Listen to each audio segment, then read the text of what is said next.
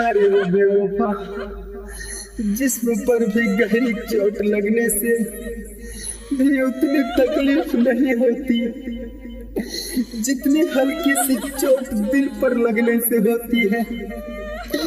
फिर तो तूने मेरे पूरे दिल को खंजर मार के घायल किया। जरा सोचो हम पर क्या गुजरती है।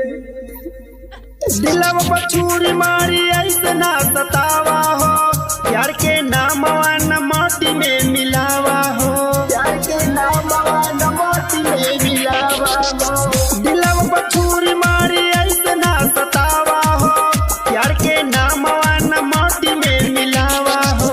दिलवा तू चीर देहलू बेवफाई में, दिलवा तू चीर देहलू बेवफाई में। तू तो चल गईलू, अरे वो बेवफा, तू तो चल गईलू रानी हो बिया के घरवा, तू तो चल गईलू रानी हो बिया के घरवा, तू तो चल गईलू रानी हो बिया के घरवा,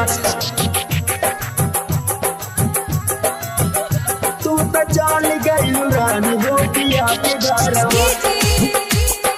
अभिषेक गोपालगंज।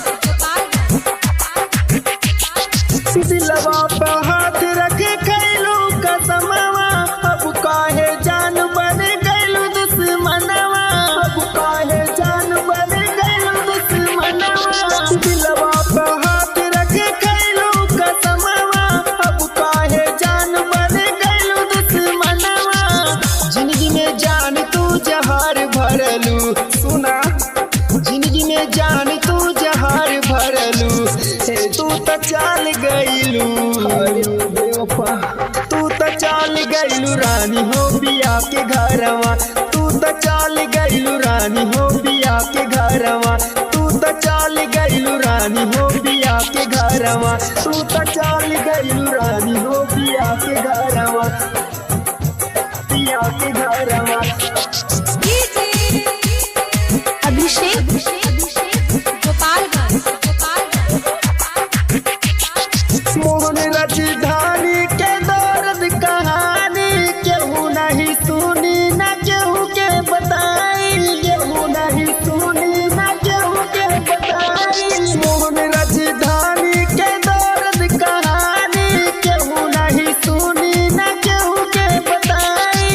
जिंदगी में जान तू जहार भरलू, सुना जिंदगी में जान तू जहार भरलू। तू तो चल गईलू, अरे वो बेवफा, तू तो चल गईलू रानी हो बिया के घरवा, तू तो चल